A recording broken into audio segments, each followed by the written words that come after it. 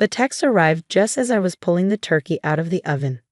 Don't bother visiting for Thanksgiving dinner. Amanda and her mom are the only family I need now. Stop sending money. We don't need your help anymore.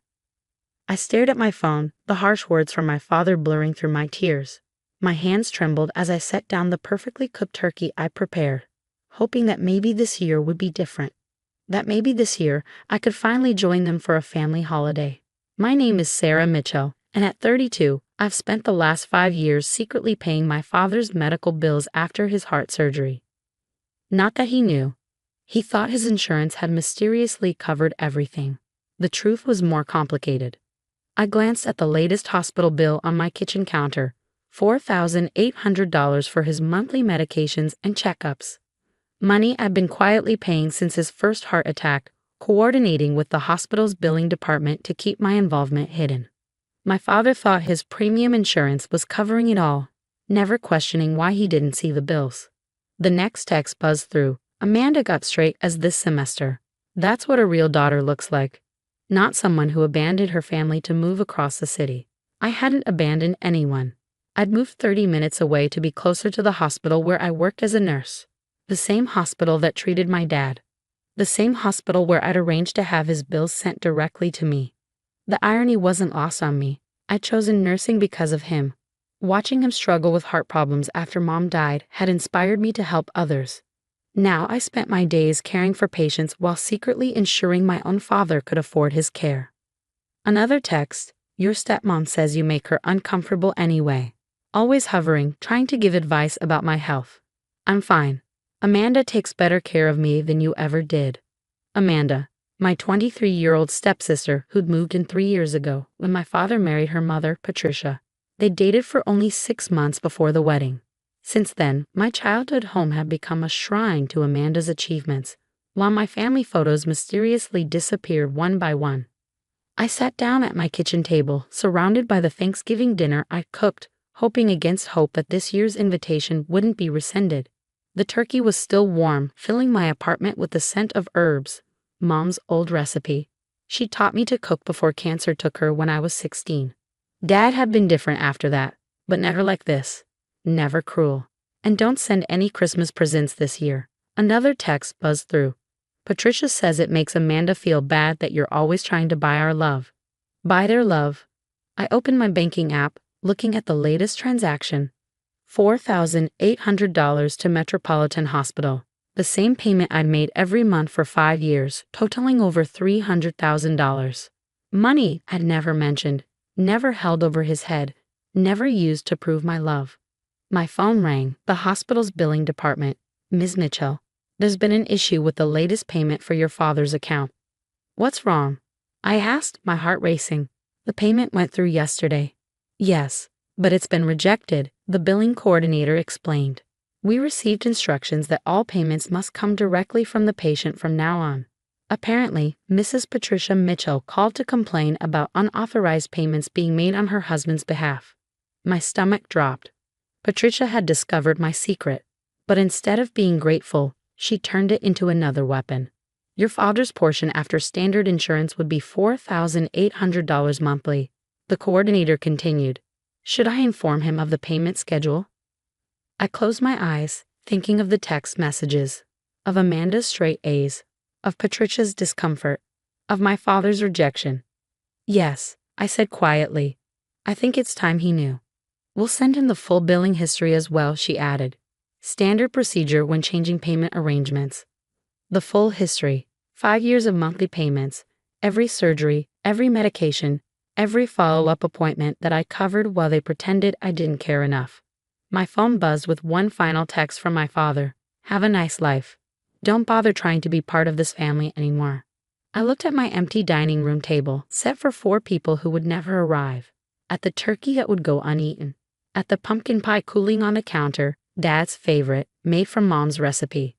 Then I looked at the hospital bill, the latest in a long line of payments I'd made not for recognition or gratitude, but because I couldn't bear to see him struggle. Because despite everything, he was still my father. Please, I told the billing coordinator, make sure he gets the full history, every payment, every date, every amount. As I hung up, I realized this Thanksgiving would be different after all. Not because I'd finally be welcomed at their table, but because for the first time in 5 years, my father would learn what real family loyalty looked like.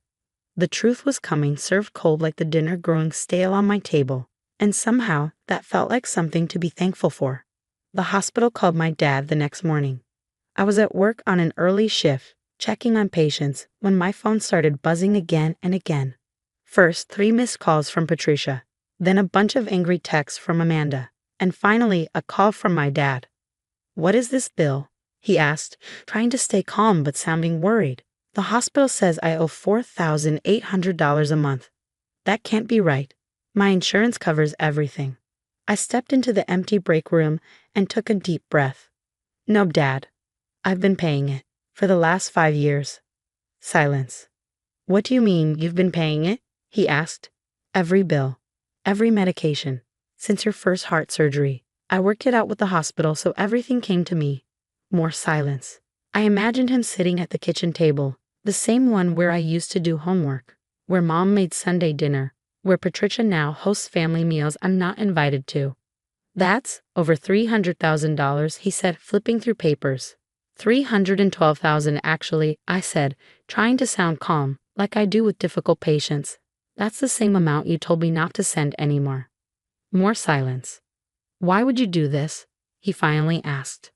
"Because you're my dad," I said. "After Mom died, I promised I'd take care of you, even if you didn't want me to." I heard Patricia yelling in the background, "Tell her to fix it. Call the hospital. She can't just stop paying."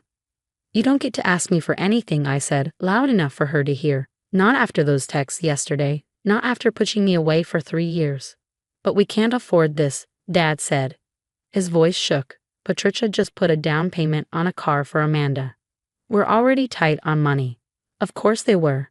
I'd seen Amanda's social media, her new BMW, her shopping trips, fancy vacations, all while I worked extra hours to pay his medical bills. "I know about the car," I said softly, "and the cruise last month, and Amanda's shopping in New York. I saw the posts, all the family events I wasn't invited to, but I still kept paying." "Sarah," he started. I interrupted him. "Last night, I made Thanksgiving dinner. Mom's recipes, turkey, stuffing, cranberry sauce, even the pumpkin pie you love. I set the table for 4, hoping maybe this year would be different. But instead, I got texts saying I don't belong in your life." Patricia's voice got louder. "She's trying to guilt trip us." "No," I said firmly. "I'm telling the truth. For the first time in 5 years, you're all going to see what real family care looks like." "We can't pay this," my dad said again, sounding scared. "Sarah, please, my pension isn't enough." "I know, that's why I paid from the start, but you told me you didn't need me anymore. That Amanda takes better care of you." My pager went off. A patient needed me. "I have to go," I said. "The hospital billing office has my info if you need the payment records." And Dad? "Yes," he said quietly. "That turkey I made, it's in the freezer now, just like Mom used to do. But this time, not because we have leftovers, because there was no one to eat it with." I hung up before he could say more. My tears in the break room were just for me, no one else would see them. As I headed back to work, my phone buzzed again. A message from my dad. "I didn't know. All this time, I didn't know." I replied. "No, you didn't want to know. That's different." Then I turned off my phone and went back to caring for people who actually wanted my help. The truth was out, cold like my untouched Thanksgiving dinner. But somehow, I felt lighter. After 5 years of silence, my voice had finally been heard. Let them figure out the bills now. Let them realize what they lost. I had a job to do, and for the first time in years, no more secret payments to make.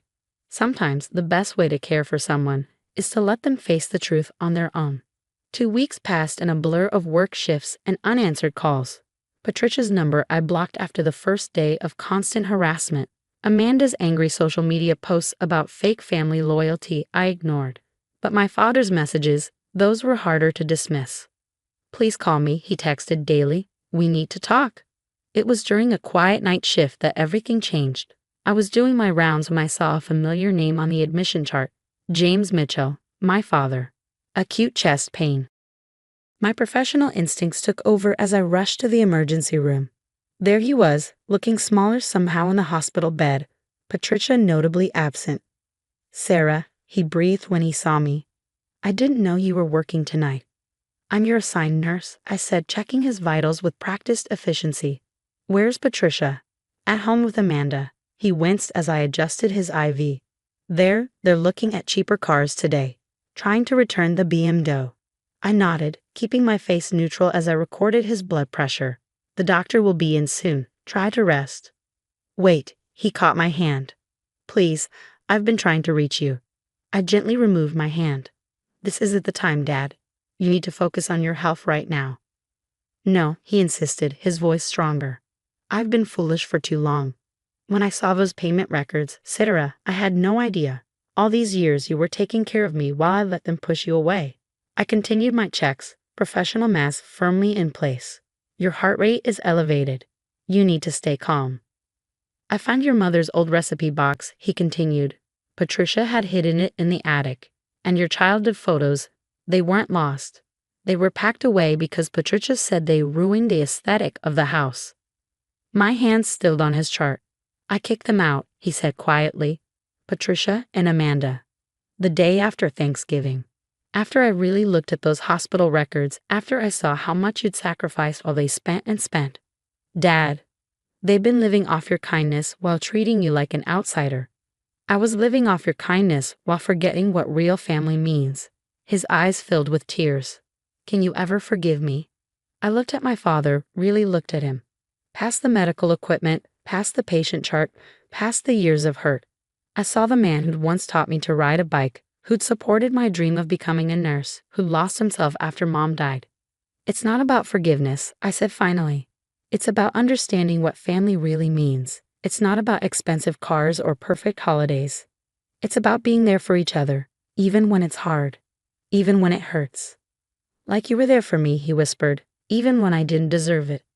"Get some rest," I said, adjusting his blanket. "We can talk more tomorrow." But before I could leave, he spoke again. "Sarah, that turkey you made for Thanksgiving, is it still in your freezer?" I nodded. Maybe when I'm better. We could have that dinner. Just us." For the first time in weeks, I felt myself smile. "I'd like that." 3 days later, I helped Dad settle back into his house. A house now peacefully free of Patricia and Amanda's presence.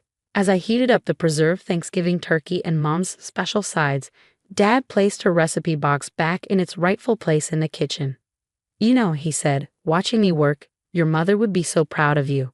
Not just for becoming a nurse, but for being a better person than I've been." We sat down to our reheated Thanksgiving dinner, just the two of us. It wasn't perfect. The turkey was a little dry from freezing. The stuffing needed extra gravy. But as we shared our first real meal together in years, I realized something. Sometimes the best family moments aren't the picture-perfect ones. They're the ones that come after the storm, when truth and love finally find their way back home. Dad insisted on doing the dishes afterward, though his hands shook slightly from his medication. As he worked, I heard him humming, an old tune Mom used to sing while cooking. Some things, it seemed, could never really be packed away in an attic. 3 months have passed since then. Dad's health has improved, and so has our relationship. We have weekly dinners now, sometimes with Mom's recipes, sometimes with new ones we try together. The house feels like home again, filled with the family photos Patricia had hidden and the memories we're finally ready to share. The hospital bills. Dad's pension covers them now, though it's not easy, but he insists on paying them himself. "It's time I took responsibility," he says. And every month when he makes that payment, I see him remember what real family loyalty looks like. Sometimes the most expensive things in life aren't measured in dollars, but in the courage it takes to face our mistakes and begin again.